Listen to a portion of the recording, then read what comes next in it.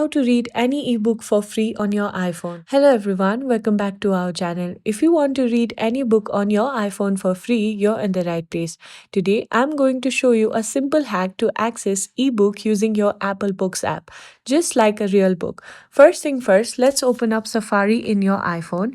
Once you're in the Safari, in the search bar, you need to type the name of the book and then you need to type EPUB.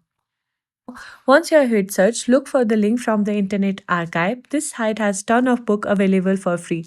Now, once you have find it, you need to simply tap on it.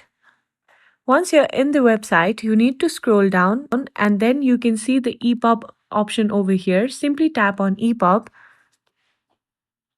and then you need to hit download. Then your download will begin shortly. Once the file is downloaded, you need to simply tap on that and then you need to go to your downloads. From here, you need to tap on the book name.